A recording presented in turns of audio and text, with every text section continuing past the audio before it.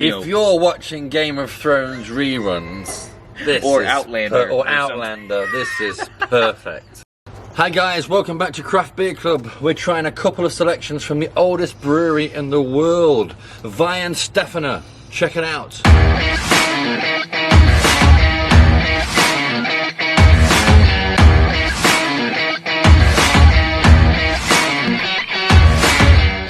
So the first time I tried this, actually, I've tried this before. You have?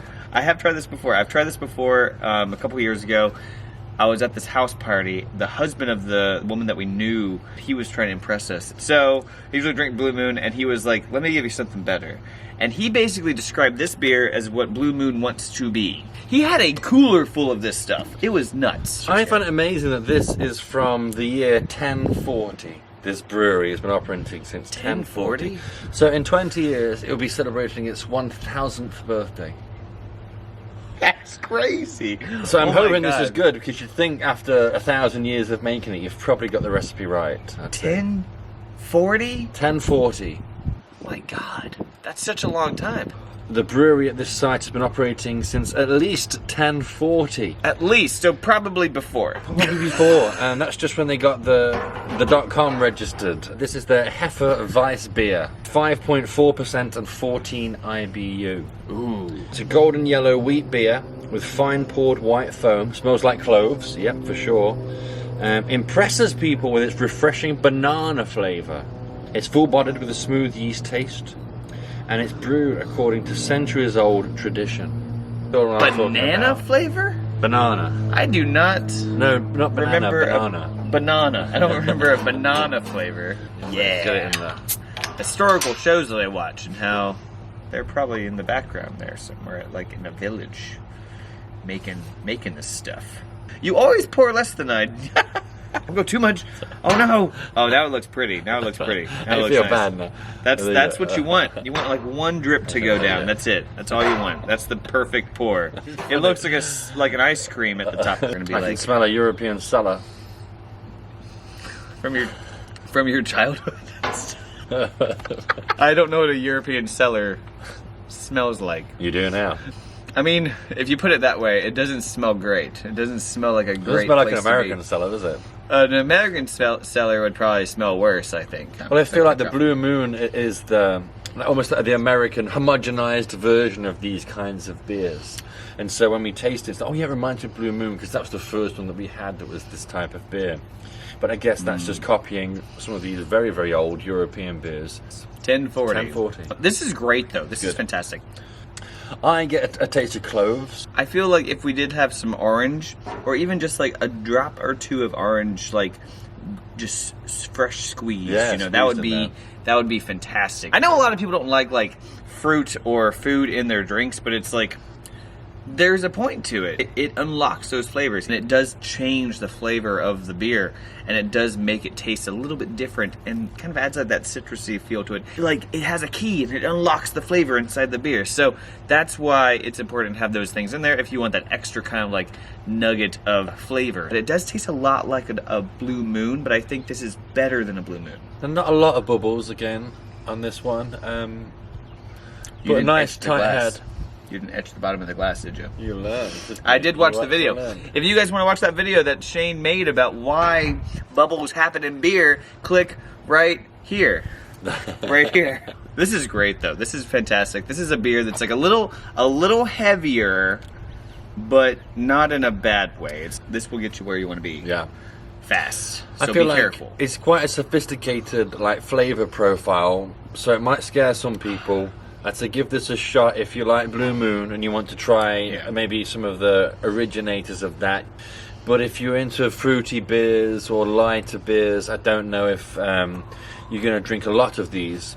But I definitely think if you like wit beers, Hefeweizens, this is a really, really, really nice one. It's nice. It's not super it's complicated, but it's not intimidating. If you're watching Game of Thrones reruns, Outlander, this is perfect. A flagon of this, you'll be well on your way. Like a horn. I want a horn of this. That would be.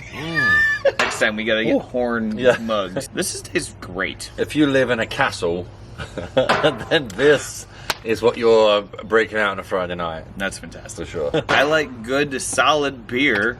This is what you would choose. Well, no, I think this is a great beer. Yeah, you like Blue Moons, give it a shot. What's it say? Store dark and keep cool. 46 degrees. Yep. So that's probably the one thing they changed since 1040. Right. It's cold now. Yeah. I watch a lot of old historical shows, and they're always drinking beer, but I'm like, hold on a second. It's just been sitting in a barrel in a hot room the whole time. I'm so fortunate that I have a refrigerator. They're a little bit more expensive than the American beers on the shelves. They're $2 or $3 more for a 6-pack. But you have to understand that these are brewed in Germany and shipped from Germany to here. And they are so this way isn't better. bottled over here and they put the label on, make it look like it's German. It's brewed all the way over there. They ship So it all the way good. over here. So it's a couple of dollars more, but probably worth it. If you're into that kind of thing, give it a shot. You should do a video about what the difference of color in the bottle makes. Because the bottle makes a difference. The color. Is that right? We'll put that video when we put it together right here or over here. One of these two corners. I'm really excited about this one. So in doing the research for the show, I tried a 6-pack of this, and it was a wonderful, wonderful, wonderful flavour, which I really enjoyed.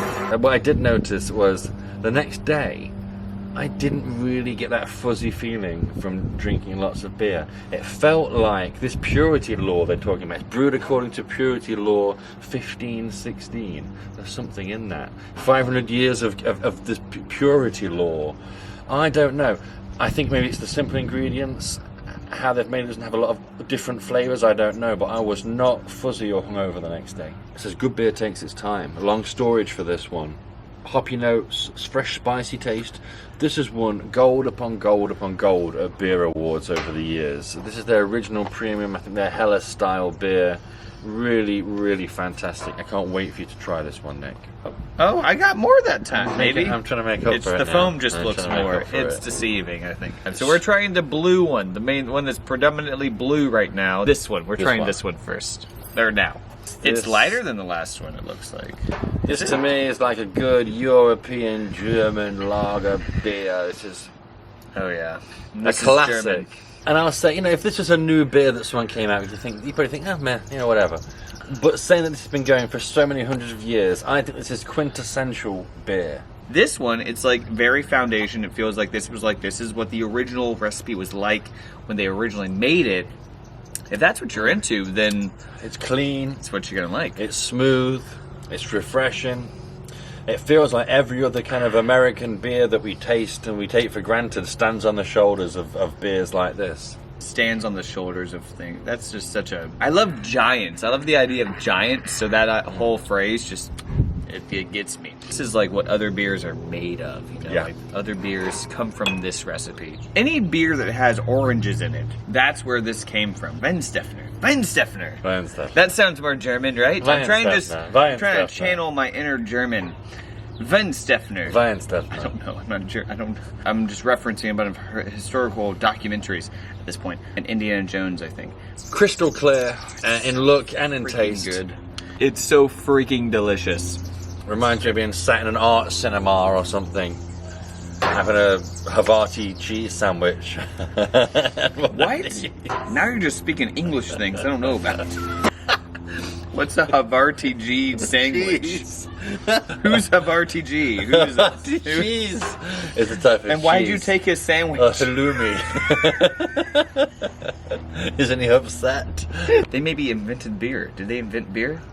I think they invented these beers for sure. That's enough. Maybe it's oldest because it's the longest continuously brewed brewery. That's probably what it is. So out of these two, who would you suggest would enjoy these ones, Nick? I would say anyone that enjoys Blue Moon or Shock Top already, things that that have like a citrusy kind of feel to it.